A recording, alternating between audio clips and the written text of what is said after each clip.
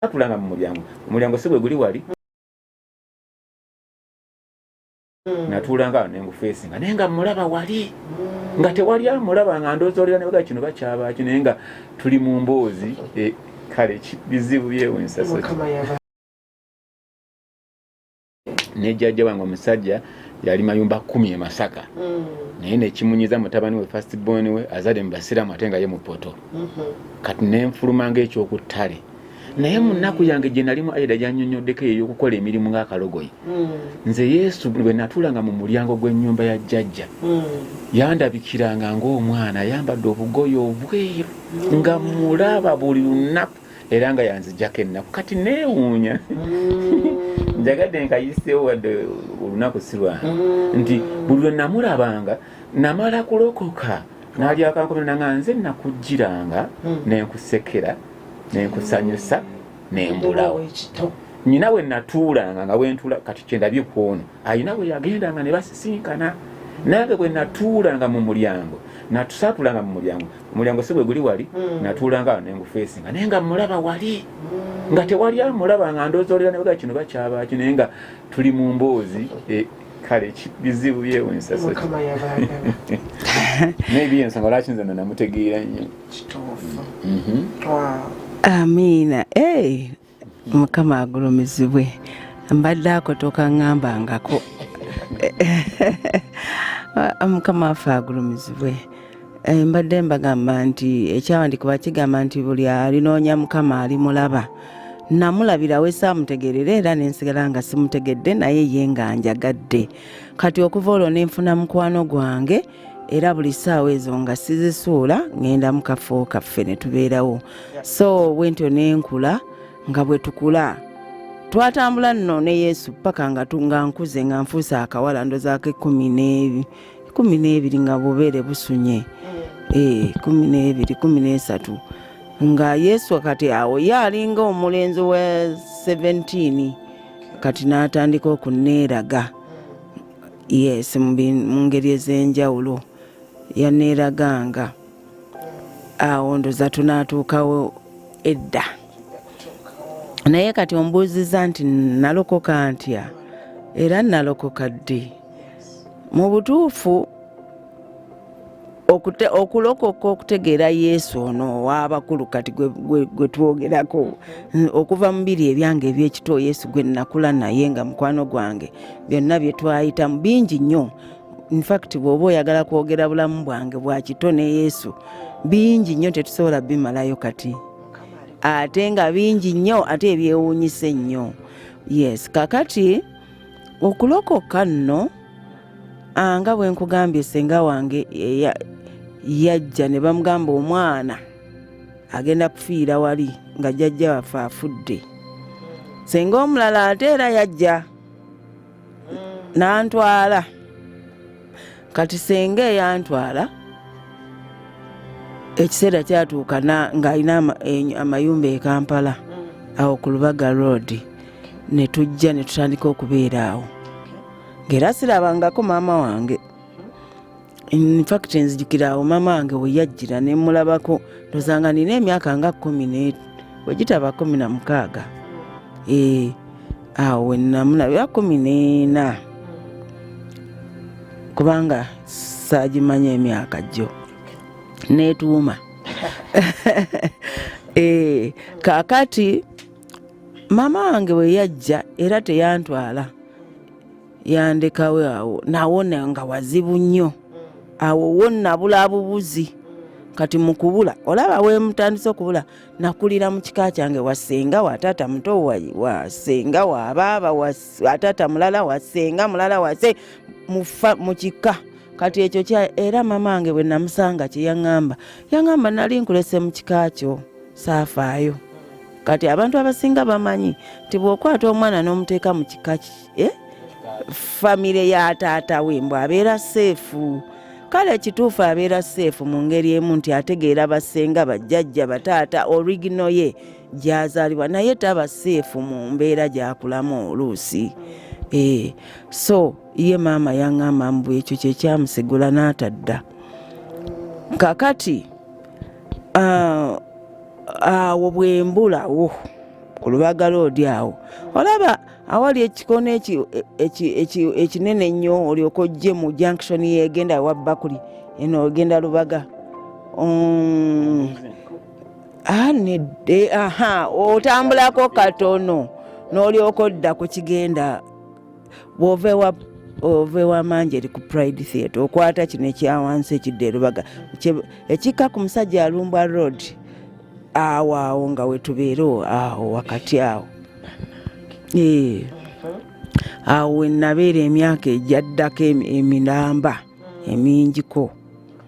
kati awo wenabula nga kisusse kibooko ng'esusse ennaku ng'esusse okubonyabonya nga kususse ebivumo nga kisusse obubi ettima kwegamba nga buli gwobeera naye akuyisa bubi nnyo kubanga tokiyita rejection bubi bw'abantu lwaki ogamba omwana nti aliko rejection nga gw'omuyisa obubi kwegamba osobola okuŋŋamba nti nno aba akutunuulira bubi gwe bw'omulaba ng'ojjayo embooko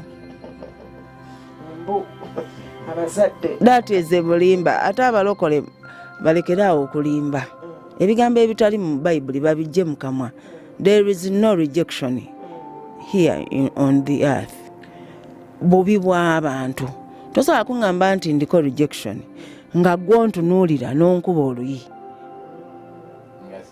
nga siina kibi kyenkoze nenkuyita nti maama oba senga gwe nompaamu luyi eyo rejection yaawa bagiwandiikawa that is evil so kaakati nembula bwe nabula nenzirukira ewa senga omulala oyo nno nga mulogo nnyo akoomeza amadagala neŋŋamba naye wano sijja kusobolawo ojjukira nalina mukwano gwange otakyajja okitegeera tasobola kujja eddagala lisula liwunya kati nawo nembulawo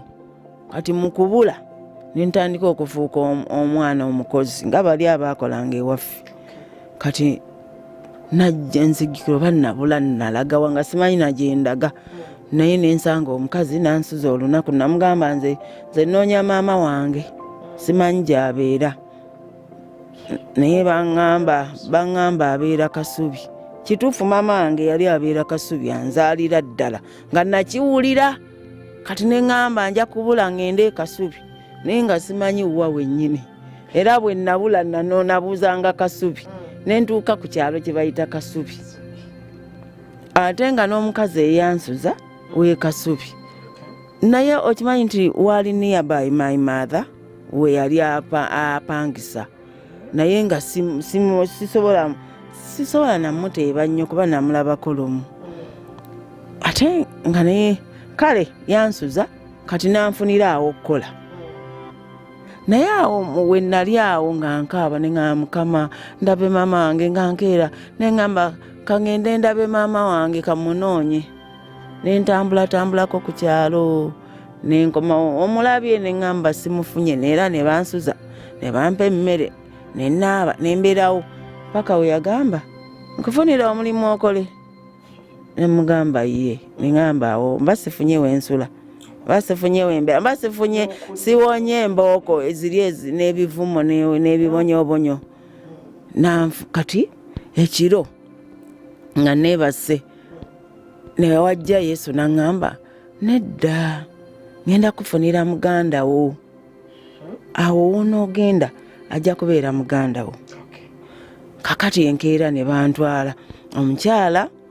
nga musomesa w'e Kasubi primary school primary eri eya Church of Uganda nga ku Masiro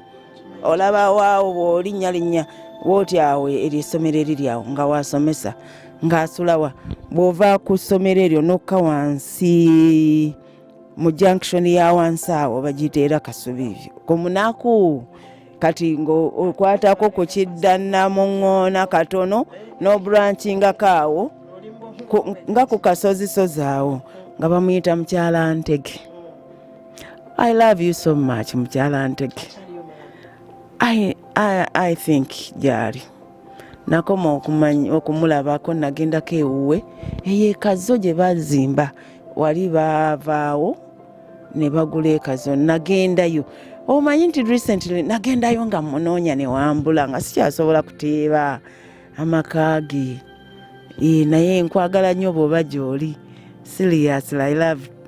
I love you so much. Njagala nkulabeko neera Mama Harriet ne Mr. Ntege bambi bandera kwegamba yanjagala ente antwala wa muganda wange nentuukayo ng'omukyalo oyo yeddirangeye nanjagala nnyo nangamba ngenda kuzzaayo osome ng'oli muto olina emyaka emeka nemugamba 14 nangamba naye olabika togiweza olabika oli muto nkugambye nze neetuumanga emyaka nga simanyi mituufu nangamba ngenda kuzzaayo osome naye nga bw'okola nemugamba nga njagala okusoma nemwagala naye teyanzizaayo newankubadde teyakuuma kisuubizo naye nabeerawo kati oyo nno yatandika okuntwala mukyala nga mulokole omwami we ng'ali Catholic nnyo naye ng'omukyala tamugaana agenda kusaba era nga tatugaana agenda kusaba mu balokole. Kati nasanga omukyala oyo ng'asabira wa Musumba Ssenfuma eyasooka Musumba Ssenfuma gye yavaamu Heritage. Kati twagendayo ekiseera kitono netandika okutabukatabuka kati kyekyanzijawo neŋŋamba ate kati kaŋŋende e Makindi ewaliyo ssenga wange okirabye olabye layifu kati kasitannamala okuyingiramu ekirowoozo ekibula kati nga bwe nsalawo nti kati wano nvaawo nga nsobola mpologoma Rio kaakati bwentyo. Yes, nzijukira nagenda ewa ssenga wange omulala lumu nga sirina wensula nga ensenta bukidde nga sirina wensula alonno nga nkuze. Ssenga wange yagaana nsula ewuwe, seriously yagaana.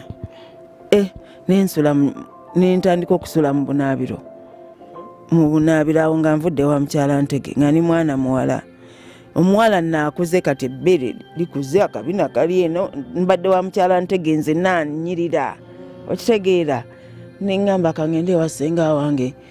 teyanzizaayo ku ssomero ye teyamanya lwaki nvaawo yasigala negayira lwaki ogenda ndi muganda wo bambi yanjagala nemugamba naye kaŋŋende neŋŋamba kaŋŋende ewa ssenga wange baŋŋamba abeera Kasubi nemunoonya nentuukawo ng'alina abaana abanenkana n'abansinga obukulu naye nemusanyuka neŋŋamba nfunye nange ewaffe nange nfunye ewa ssenga wange. Kati ssenga yansanyukira netuli ekyemisana netuli ekyeggulo nebuziba bulungi nga bwola nti kati buli aligambye nti mwebase abalala beebase buli omu alina awekwebaka nze nali mugenyi siina wakusula mu kifo ky'okuŋŋa nti oba sulaawo mu ddiiro oba akasuuka kaako gwawo ku kapeti yaŋŋamba gwe fuluma seriously nemwegayirira nenkaaba nemugamba ssenga ntunuulira olabe naye naawe olina abaana abannenkana kwegamba namwegayirira nentuuka okkimulaga nti omwana omuwala gwagoba sayizi bwetyo ng'abantu bakutawaanya n'emisana kati ongoba ekiro seriously teyakwa nemugamba kale ekiro ekyo kakansule wano nga ntudde naŋŋaana nanfulumya nenfuluma neŋŋenda nangobera ddala nentandika okutambula eŋŋamba kati ndagewa mukubo mwalimu kko bano abantu abatambulatambula leeti naye nga siina muntu gwe mmanyi gye ndaga nendaba akatoyireeti nga kasibe kati nentandika kunoonya buttooyi nga buli kentukako kasibe mu kiyaaya omanyi we bayita mu kiyaaya Kasubi mu kiyaaya kati gwe kubamu ekiyaaya kizza emabega emyaka egyo gye njogerako nga wali ababbi wali abasirikale ababba ekiro wali buli kimu wali abatamivu wali abayaaye wali ababbi ababba n'emisana era bayitawo mu kiyaaya Kasubi kiyaaya waliraanye Naakulabye wakati wa Naakulabye Kasubi ne Namirembe waggulu akaalo kali mu makkati omwo awo nentambula neŋŋamba Mukama eno ensi gwe wagikola there is nowhere to go nkole ki amagezi ne ganzijamu ne gaŋŋanoonya ttooyi enzigule yonna mw'oba ogenda nensanga okimanyi nti natambula ne ntuuka waggulu eno e Nabulagala nga waliyo essomero waliyo ekyaki gye bayita Church of God something essomero awo waliwo ekiyumba ekinene ekikadde nga kirina ebimwanyimwanyi awo n'enkyama omwo mu bimwanyi we nasanga akanaabiro akampimpi weekati nga omanyi buno obunaabiro obwe bazimba bwe bati nga kuliko ebusikaati nga ne bwe nnyimirira omuntu wandaba omutwe nga nina kusitama naye nga wansi seminti yabotokabotoka mulimu ne buno obuuka obukola bwe buti naye nga we nina okusula nga nsita nga nefunyibwe nti ng'ate kiwunya nnyo mba nkyali omwo ekiro ababbi amasasi poliisi n'ababbi nga beegobera arawundi wendi amasasi essasi ne limpitako ne ligwa mu mazzi wano nejja nga ntunula ekyo ekiro nga nze ndi mufu naye nakeesa nga ndi mulamu Katonda alina amaanyi nentandika kusulanga mu ttooyi ng'emisana ngenda ku kyaki nensaba by the way nanti nali ndokose kakati nali nasigala nzirayo ku UCC bwe nti ompola era kakati mukyala Ntege anti nali namuvaako sejjukira kakati nanti n'ekirala bwe namuvaako yanyiiga kakati nga ngenda ku kyaki olumu sigenda nti siina we nnaabira siina ebintu ebyenkyusiza ngoye ebintu ebityo navaayo ate yanneegayirira nsigale ne mugamba kaŋŋende kati olaba ndi mwana muwala bano bakugamba bino bano okagamba toyina kyolya toyina wosula n'osiiba enjala n'ogisula tewali kakati bwe ntyo n'obulamu ne bukaluba naye nali mpeereza nno mu Croners yes amwe member by the way ffe twagitandika ffe okuva ku zero ffe twatandika Croners mbaagala nnyo aba Croners ffe twagitandika so n'abaana abalala bangi be twatandika nabo bambi bagenze bawummula naye n'abalala we bali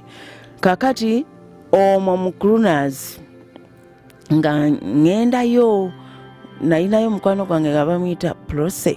nga ngendako ewa Prose nenkyusa engoye nenaaba nenfunayo akokulya netujja netubiyimba naye ng'olumu bambi era otyo okgendayo bwe bityo kati bwe ntyo obulamu ne buyinga nzijukira twagenda eyo Luweero nga tubuulira n'enjiri gurupu eyo yabuulira enjiri twatandika tubuulira njiri ng'abavubuka ne tutandika okuzannya emizannyo ne muvaamu Croners yes bwe tutyo kati mu Croners mu kuzannya emizannyo Pastor Senfuma nga y'omu ku batutendeka emizannyo yatutwala mu njiri nga akulira ekibinja y'omu ku baali bakulira enjiri kati twagenda eyo Luweero okubuulira enjiri oba yeeyo ewa Zengebe oba yewa saategeerayo ffe twagenda eyo ffe twagendanga eyo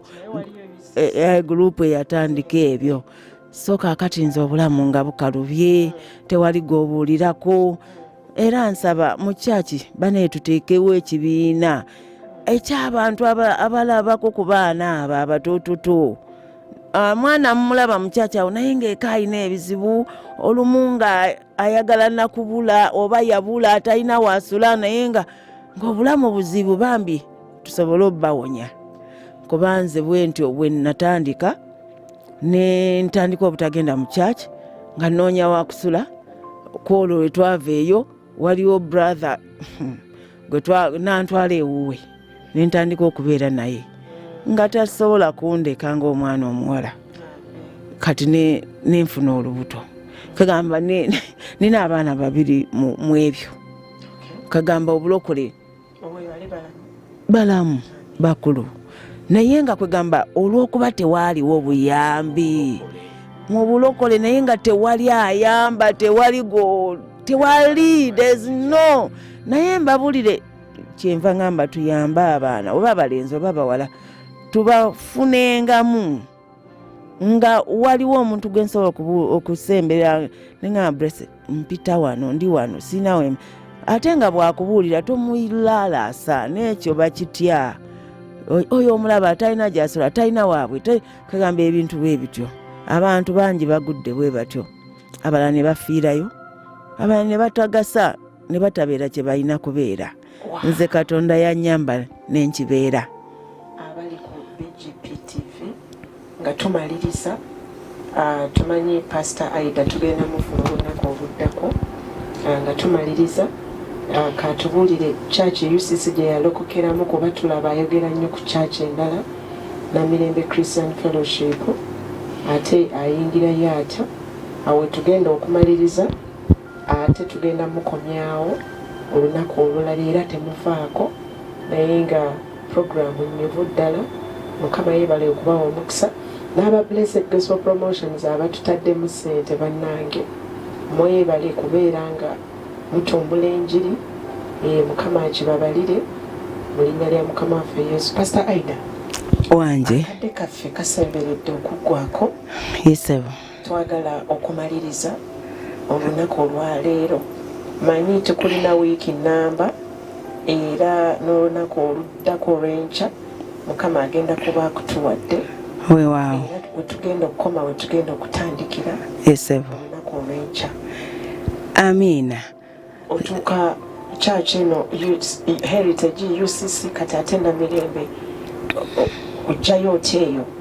Waliwo kyenani baddemu abankiyisaawo era kinkomyeko kyogere musumba Aida akyayogedde nga takiŋŋambanga era nga ddala wayogedde kyaddaaki kati mpulira amaziga gakulukuta mutima gwange Katonda yampa ekisa ekirera abaana era Aida akimanyi naawe okimanyi naye ennaku eri mu baana abantu tebaagala kumanya kati nze nkayisizzaawo bwe nti gwe muwala gwali eyo ng'olaba obujulizi buno bw'abanga Aida yawona Katonda bw'ayagala Aida bw'akwagala oyinza okuba oziringitanye ng'oli mu spiders net ng'oli mu bitimba bya nabbubi era ng'abantu bakunyumirwa bunyumirwa olinga akazannyo kaabwe tunuulira Mukama kubanga nyinza okugamba nti abantu batunuulire naye Bayibuli egamba Yeremiya 17:5 nti akolimiddwa yesigwa omwana w'omuntu olwaleero Aida takyali wa 10 takyasaba mmere tebakyazanyira ku mubiri gwe ate n'ekirala oyo gwe baafuula ng'ekisusunku olwo eby'eggombe eriweddeko ennyama olwaleero yaweebwa obubaka buli yagala okugenda mu ggulu nga it's a must okubanga obuwulira otereeze ekkubo lyo kati gwe muwala gwe mmanyi gy'oli ekyo sitaani tasobola kukinnimba gy'oli nga n'ennaku yeesinga n'eya Aida naye osobola okivaamu bwona atunuulira Mukama. Aida akyaliwo okubuulira yasimattuka atya amadaala agalinnya atya okutuuka waali beerawo mu linnya lya Yesu. Amiina. Kakati nga ndi mu life bwetyo osuze mu ttooyi ya wano enkya osuze mu yawalala luli osuzeeko ewa gundi luli osuzeeko eno luli ozizeeko eno bwe bityo kakati nga bwe ngenda ku kyaki nzijukira nali ngenze ku kyaki nga nayo sikyajyayo nga bw'omanyi kati weesalira omusango by'oyiseemu ozadde ovunye abaana biki kati Mukama najja naŋŋamba ekyasinganga okunnuma ennyo by the way mu bulamu bwange bwe yategeera nti ndokose ewa mukyala Ntege we nalokokera yantwala okulokoka naye nze nga nali nakula ne Yesu wange naye nga simanyi mbu yono Yesu abalokole y'omu nze nalina mukwano gwange Yesu ng'ebirala sibimanyi so kati mukyala Ntege yantwala okulokoka by the way newe nalokoka nalwawo okutegeera nti ate Yesu ono bano abalokole gwe bagamba y'oli nze gwe ndi naye gwe nkuze naye owange kakati wakati awo Yesu yajja naŋŋamba nga nakaabanga nnyo kuba nali mmanyi nga ne bwe mpita mu nnaku etya nga mmanyi at least mu nsi ninayo taata wange gy'ali anjagala ekikulu nafaanana nnyo taata wange nnyo yeye ekiyira Kibirige yali mutowe naye nga bonna mbafaanana nti bafaanagana so kakati nga njagala nnyo taata wange bwe bulamu bwange lyessanyu lyange ne bwempita ntya kwegamba nga muli mpulira okwagala omukwano ogukulukuta taata wange ne Yesu kati nga nina abantu babiri kati taata wange nanzaalukuka nanga nzaalukuse sigendanga newuwe sirinyangayo kati nensigaza Yesu kati Yesu ono namukabulirange emisana n'ekiro nemugamba Yesu sina taata kati nagwe gwe maama gwe taata gwe baaba gwe senga gwe mukwano gwange gwe buli kimu gwe nina naye Yesu taata wange kuba nga mpulira ekiwundu kya taata wange kubanga okuva mu buto nga sitegeera gwe nkuze naye kati anzaalukuse ku lwa Yesu kakati mukukaaba ennyo Yesu najja kwolwo nga sikyawulira kubeera kwagala mu kanisa eri kwegamba nga mpulira ndi mu bbanga ne mugamba Yesu taata wange yankyawa nangamba ngenda kuwa taata enkyanja kujja weteeketeeke nkutwale wa taatawo kakati nasiiba na ku kyaki nga nninda Yesu ajje antwale ewa taata wange kati nga nninze ng'era bwe nkugambye nze nakula naye nze nga bwe ntudde wano mba ndaba nga zze nkawa ddala nangamba tugende ne tugenda ne tutuuka gye tutuuse ne kwolwo kyali bwe kityo nangamba tugende era essaawa ze yangamba teyazisuula yangamba nja kujja ku ssaawa 4 nkutwalire taatawo twatambula nze nali simanyiyo eyo nnyo naye twatambula twayita main road twatambula ne tugguka e Kasubi mu Stenseni ne tukwata Naakulabye ne tugguka ku roundabout Naakulabye eri egenda ewandege yasimanyi eri biki ne twambukiramu ekyo ekikubo ne tukwata kiri ekyawaggulu si ku Bakuli entukwata eyo Balintuma road ne tutuuka ne tusala kigenda Cathedral na kino nga kikka wansi ne tutuuke awe wa Pastor Kayiwa wennyini twasanga Pastor Kayiwa nga mu lujja mulimu omusajja ayimiridde bw'ati dinako Pastor Kayiwa ka professor ebiseera bye yali ayambadde ata kuba ennaku Pastor Kayiwa twamusanga ng'ayambadde olaba this color. Which color is this? Is it cream something? Cream bwetyo yali ayambadde empale bwetyo naye ng'era eri tight ne t-shirt nga bweti era ng'eri smart ng'ayimiridde mu mulyango nga gwa church ng'atunudde waggulu kati cover ya Cross Choir oba waliwo ki nga bambadde uniform yaabwe eya blue walabika waliwo ekyaliwo kati twatuuka ku mulyango ku kkubo n'anengeza omusajja nangamba oyo ye taatawo nkuwadde taatawo uyo taatawo kati mukulowooza my father, real father, angambye ampa taata ate ndaba omusajja gwe sirabangako kati okuddamu omutunuuliranga yandeseewo kati bwe nziramu okutunula eno Pastor Kayiwa akoze bw'ati kati nenziruka emisinde ne mugwa mu kifuba that was twamusangawo kati newuunya nnyo nti ate naye yanzikiriza bwentyo bwe natandika okusabira wa Pastor Kayiwa nze nga era by the way abantu banneesitalako nze okuva Yesu we yandeeta nga buli lwenzijja ku church oba ye ali luddawo oba ali luddawa nze nziruka ndaba laavu ya taata wange original nze namukwatanga wano mu bigere nentuula nemukwatako mu kirevu nga bwe ndabira ddala Pastor Kayiwa nga nze we musanga wonna nziruka nemugwa mu kifuba nga naye ye ndoza tamanyi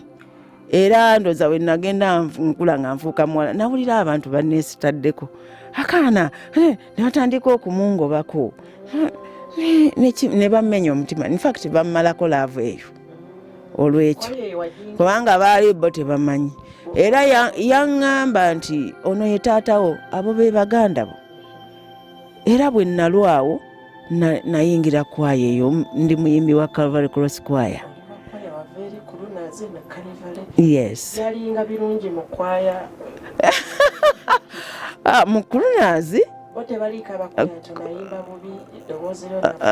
Kulunazi bannange Kulunazi we twata nga we are sisters and brothers real tewalingawo nnyo buntu obwo newankubadde nga abalala bayinza okubanza baabufuna naye nze saabufuna naye mu Calvary Cross Choir of course abooluganda era bulijjo ndooza bubaamu naye we abooluganda bita newe byekulubula tusigalawo naye nga that was my journey okulokoka nintandika okufiiringa home nenjagala nnyo Pastor Kayiwa nga tamanyi lwaki mwagala nnyo nga njagala nnyo mami nga njagala nnyo aba Calvary naye nga bw'obeesibako ate kwegangola bibaawo naye twebaza Mukama. Pastor Aida tusaba osiibule abatulaba ku BGP TV. Weewaawo era basuubiza nti ogenda komawo bawa wetutandikidde wetugenda okutandikira. Amiina sisobola butabasuubiza nti nja kutandikira awo banaye mwebale nnyo abatulaba n'abatuwuliriza. Mukama abawe nnyo omukisa. I love you so much and I love you all. God bless you.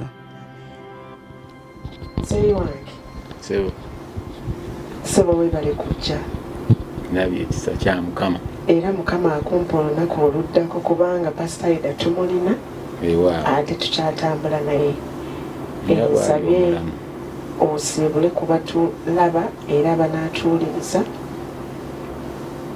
mu linnya lya Yesu. Basebo ne bannyabo neesimye okubanga mpwe eddoboozi lyange muliwulira. Njagala kubagamba nti wetukomye olw'ekisa kya Katonda nga waali omulamu era ng'atuwadde obulamu tugenda kutandikira awo. Muyinza okuba mulina ebibuuzo bingi naye ebibuuzo byammwe mubikuume ate temubyerabira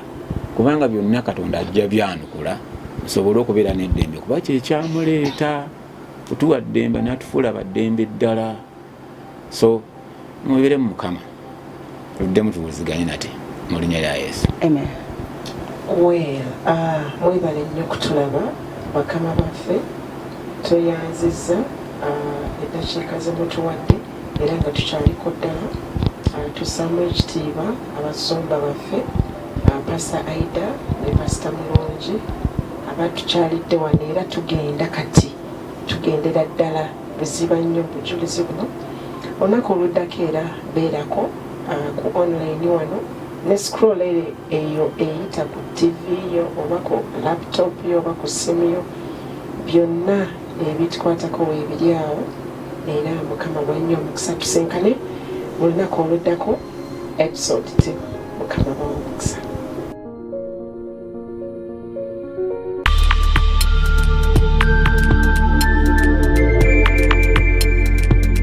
You are watching BGP TV, the Father's Heart.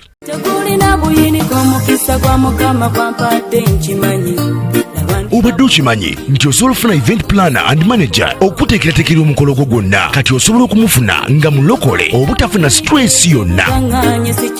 BGP Events be bantu abatuufu oyagala kekisi ebifaananyi ebirungi ne vidiyo motoka z'abagole mu bika eby'enjawulo jangu tukuyambe tukola decoration ali ku mulembe tulina bridal gowns ne changing wear obutebe tents abafumbi abalungi saako PA system ekyuma ekisunsula obulungi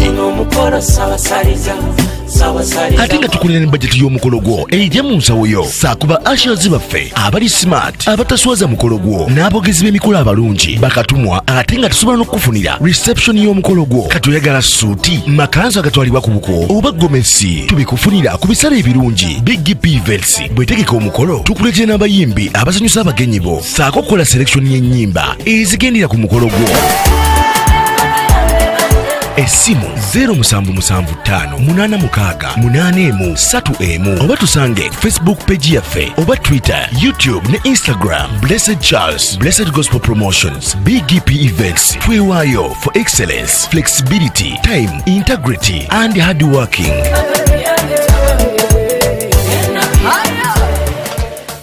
BGP Events, likinga, subscribinga, oba ogoberere era oyanirize n'omulala byonna bya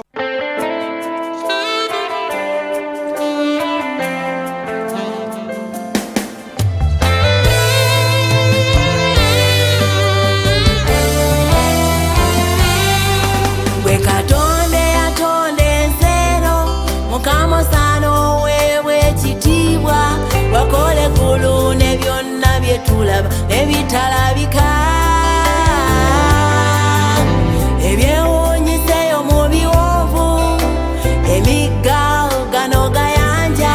enjazi n'ebyewalula byetulaba ebya buli kika.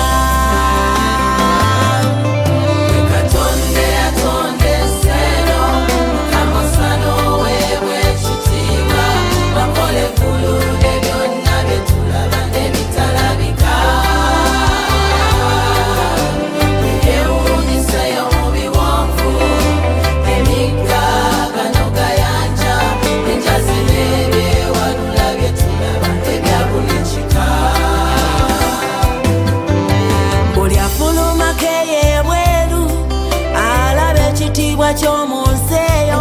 wate abantu nebika n'ennimi we wabitegeka ate gwe n'obawulira bonna buli omu n'olulimi lwe mu nsi ye neewuunya ekitiibwa kyo n'amaanyi misukkuluma.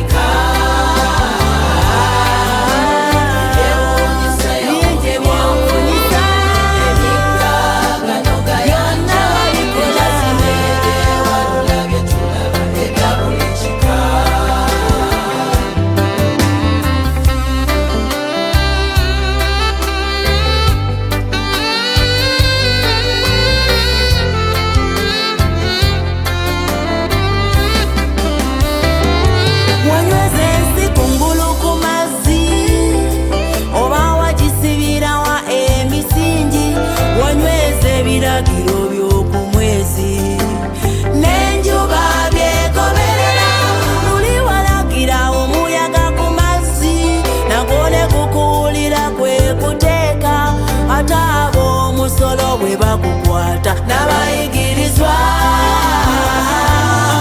wasesemye ekyennyanja eddinaali olina ntame gwankusinza wasasula we wayitirira.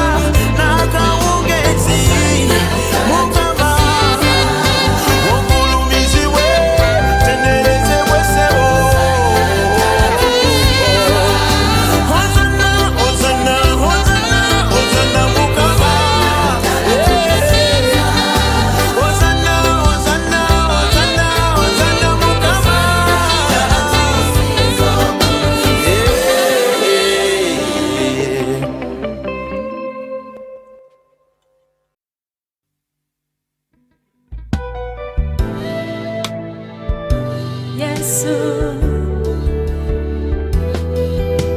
ebuziba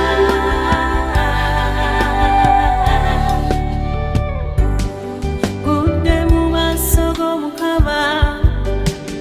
ganonya kubeera w'oli ebuziba w'omwoyo wo weewali ekisa kusaba ondage bye simanyanga kusaba ondage ebyamma bye watereka awo natuuka mu maaso g'Omukama empangula ebuziba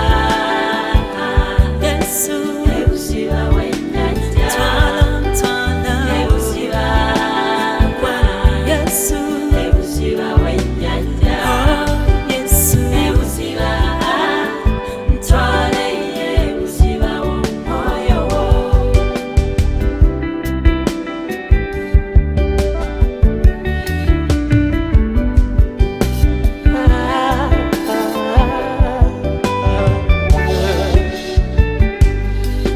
omukwasi w'ebyennyanja bw'aba anakwata ebyennyanja asula akatimba ke ebuziba leero nsaba essala ng'eva eri buziba nakwata ku mulagiro ababawangula bagenda buziba abo abakwesiga bagenda buziba awo natuuka mu maaso g'Omukama empangula ebuziba Yesu ebuziba w'ennyanja twala ebuziba Yesu ebuziba w'ennyanja Yesu ebuziba ntwala ebuziba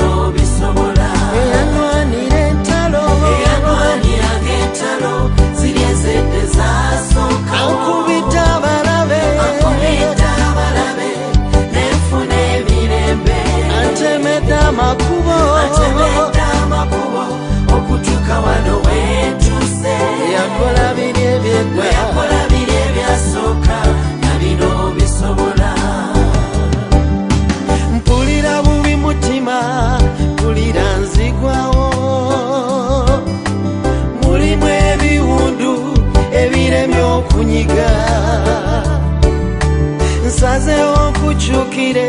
ubulire ku kyempitamu nga Keezeekiya bwe yakyukira ekisenge eyanwanira entalo ziri ezedde zaasooka ankubita abalabe nenfuna emirembe antemedde amakubo okutuuka wano weetuuse weyakola biri ebyasooka na bino bisobola suubi lyange mbuuza wagenda wa maanyi gange era mukisa gwange ye lwaki onvuddemu ondekedde okuswala nsaba wekube mutima kitango nziriremu gwe wawonya Yobu n'ava mu mbeera wawonya Danyeri bwe yali mu mpologoma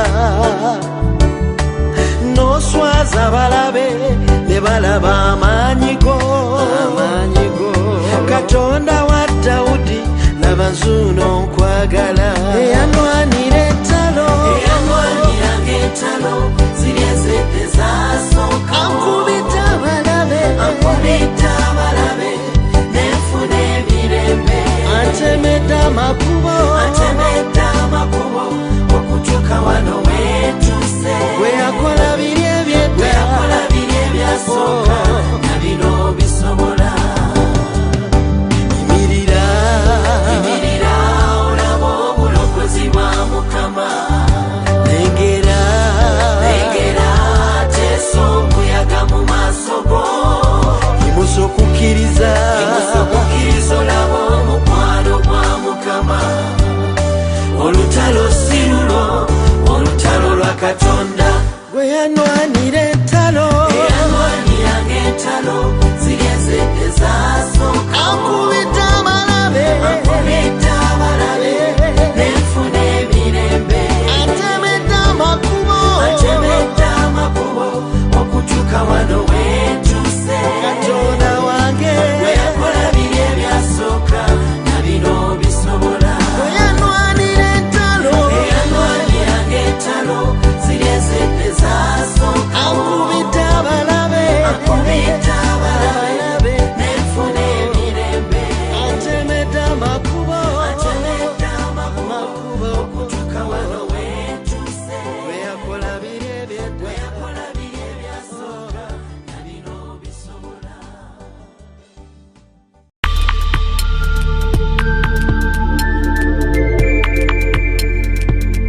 You are watching BGP TV, The Father's Heart. tegulina buyiniko omukisa gwa Mukama gwampadde nkimanyi Obadde okimanyi nti osobola okufuna event planner and manager okuteekerateekera omukolo gwo gwonna kati osobola okumufuna nga mulokole obutafuna stress yonna. kaŋŋaanye si kifuluma BGP Events be bantu abatuufu oyagala kekisi ebifaananyi ebirungi ne vidiyo motoka z'abagole mu bika eby'enjawulo jangu tukuyambe tukola decoration ali ku mulembe tulina bridal gowns ne changing wear obutebe tentsi abafumbi abalungi saako PA system ekyuma ekisunsula obulungi omukolo sawasaliza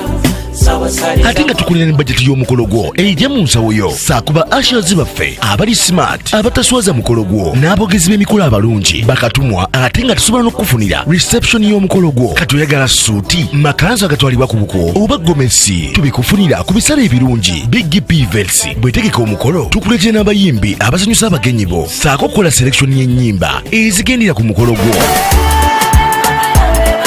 Essimu 07758681 oba tusange Facebook page yaffe oba Twitter, YouTube ne Instagram. Blessed Charles, Blessed Gospel Promotions, BGP Events. Twewaayo for excellence, flexibility, time, integrity and hard working.